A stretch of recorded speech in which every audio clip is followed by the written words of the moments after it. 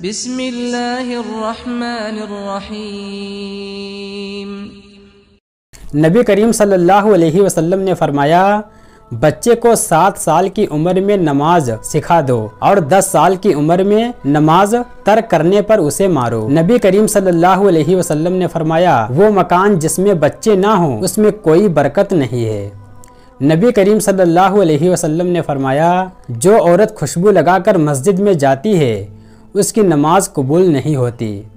نبی کریم صلی اللہ علیہ وسلم نے فرمایا، اللہ نے جس آدمی کو اچھی صورت اور اچھی سیرت اور نیک بخت بیوی اور فیاضی کی عادت عطا کی ہے تو اس کو دنیا اور آخرت کی خوبیاں عطا کی ہیں۔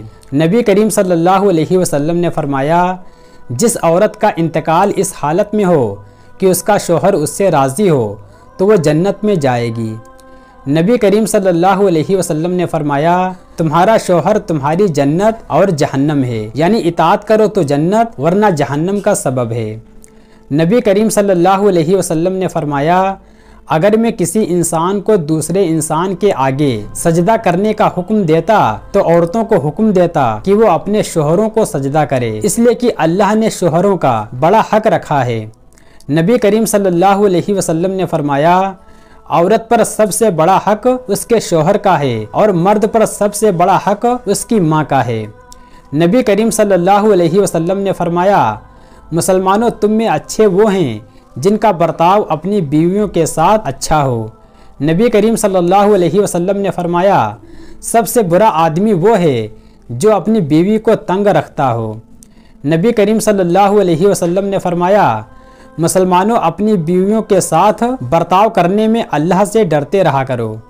نبی کریم صلی اللہ علیہ وسلم نے فرمایا، جو مسلمان اپنے مسلمان بھائی کی غیبت کرنے سے باز رہے اللہ اس کو دوزخ کی آگ سے ضرور بچائے گا۔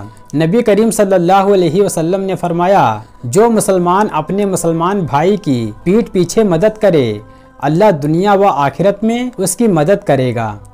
نبی کریم صلی اللہ علیہ وسلم نے فرمایا، اللہ تعالیٰ اس بات کو پسند فرماتا ہے کہ درد مندوں اور مصیبت زدوں کی مدد کی جائے۔ نبی کریم صلی اللہ علیہ وسلم نے فرمایا، غصہ شیطانی چیز ہے اور شیطان آگ سے پیدا ہوا تھا، آگ کو پانی سے بجھایا جاتا ہے، لہٰذا اگر تم میں سے کسی کو غصہ آئے تو اسے چاہیے کہ وہ وضو کر لے۔ نبی کریم صلی اللہ علیہ وسلم نے فرمایا، تم میں سے جب کسی کو غصہ آئے اور وہ کھڑا ہو تو اسے چاہیے کہ وہ بیٹھ جائے، اگر بیٹھنے سے غصہ چلا جائے تو خیر ورنہ اسے چاہیے کہ وہ لیٹ جائے۔ نبی کریم صلی اللہ علیہ وسلم نے فرمایا، حسد سے بچو، اس لیے کہ حسد نیکیوں کو اس طرح کھا جاتا ہے جس طرح آگ لکڑی کو کھا جاتی ہے۔ نبی کریم صلی اللہ علیہ وسلم نے فرمایا، کسی مومن کے لیے یہ حلال نہیں ہے کہ وہ اپنے بھائی سے 3 دن سے زیادہ قطع تعلق کرے کہ دونوں ملیں تو یہ اس سے منہ موڑ جائے اور وہ اس سے منہ موڑ جائے۔ ان دونوں میں بہتر شخص وہ ہے جو سلام کرنے میں پہل کرے۔